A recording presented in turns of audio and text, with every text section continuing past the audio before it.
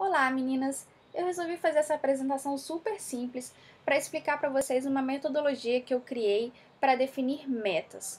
Na verdade, é uma metodologia bem simples, e não é uma metodologia, digamos, única e verdadeira, ou seja, há várias formas de você chegar numa meta. Essa foi a forma mais simples que eu encontrei para dar uma universalização, digamos assim, para eu poder dar uma metodologia que servisse para quem está perdida.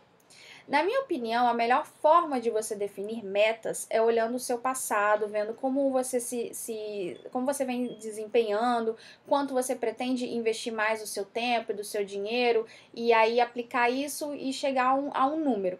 Mas isso já é mais complexo e também demanda um certo conhecimento das próprias métricas. E eu sei que às vezes vocês não acompanham no dia a dia, diariamente, às vezes não tem tanta familiaridade com o Google Analytics e tudo mais, então isso é muito novidade para vocês. Então eu criei uma forma que é muito básica, que pelo menos serve como norte para você seguir e você criar metas para suas métricas no seu blog. Tá? Primeiro eu vou explicar para quem já tem números, ou seja, quem já tem um tempo de blog e já tem algumas métricas, que a gente vai fazer em cima dessas métricas que a pessoa já tem.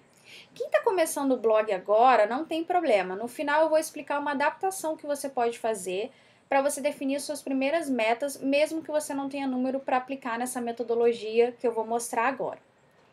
Bom, então quando eu falo de metas, para mim, na minha cabeça, eu penso que meta é o resultado de dois fatores. O primeiro desses dois fatores, para mim, são os recursos que a gente tem. E quando eu falo de recursos, eu estou falando de tempo e eu estou falando de dinheiro. Ou seja, quanto tempo e quanto dinheiro eu tenho para investir no meu blog. Dependendo do quanto eu tenho, né, mais recurso eu vou ter e isso vai ter que ser aplicado na meta, porque a minha meta vai ter que ser maior, porque eu tenho mais recurso para aplicar nela, né? E a outra vertente, para mim, é a disposição, que se divide em produção e também em divulgação. Essa disposição, digamos, é a sua disponibilidade para fazer isso, o que você tem para, digamos, não só disponibilidade, mas também digamos, de empolgação que você tem. Às vezes a pessoa não quer trabalhar tanto no blog, ou seja, quanto você quer trabalhar, quanto você quer se dar para o seu blog. Isso é que eu coloco na disposição. E aí ela é dividida em produção e divulgação. Produção é tudo que a gente produz, né? Seja posts, sejam vídeos, isso entra em produção. E a divulgação é a parte que a gente vai divulgar, seja no Facebook, no Twitter, em qualquer outra rede, que a gente também precisa pensar que isso precisa de um investimento, porque a gente a gente vai ter que pensar como fazer isso, vai ter que pensar se a gente vai investir dinheiro, então também isso tem que ser levado em conta, se a gente tem tempo e a gente tem essa disponibilidade para fazer essa divulgação. E aí o que acontece? Dentro dessas vertentes, dentro desses dois, o que eu tenho de recurso e o que eu tenho de disposição, eu vou calcular uma nota para eu poder depois pensar nas minhas metas. E aí eu cheguei a essa tabelinha de notas aqui. Como você pode ver, eu divido em menos, mesmo e mais. Por quê? Porque isso é relativo ao trabalho que a gente já faz, tá? Eu vou pensar em termos de recursos, ou seja, de tempo e dinheiro, nos próximos 12 meses eu pretendo investir menos, eu pretendo investir a mesma coisa ou mais. Se eu pretendo investir menos, eu vou ter nota 1. Se eu pretendo investir mais, eu vou ter nota 5 e assim por diante. E você pode fazer a mesma coisa com disposição, tá? Então vamos fazer um exemplo. Vamos supor que no mês que vem você quer investir menos recurso, ou seja, menos o seu tempo e menos o seu dinheiro no seu blog. Você marca a nota número 1. Mas vamos supor que disposição você quer continuar na mesma coisa, né? Você quer continuar produzindo e divulgando da mesma forma que você faz hoje. Então você marca número 3. E aí, gente, é muito simples. A gente chega numa média comum, uma média simples, tá? A gente soma 1 com mais 3 e dá 4, e a média a gente tem 2. Então a gente tem um número 2 de média para a gente aplicar numa outra tabelinha que eu fiz e saber qual deve ser a nossa meta de crescimento. E aí você vai ver que quem tiver média 1 vai crescer 10%. Por que eu coloco sempre crescendo mesmo que a pessoa não invista menos recurso, ou menos disponibilidade e tudo mais.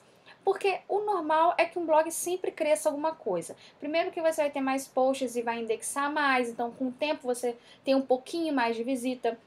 Segundo, porque cada vez mais entram mais pessoas têm acesso à internet, então aumenta o público que vai estar disponível para acessar seu conteúdo, então sempre cresce um pouquinho.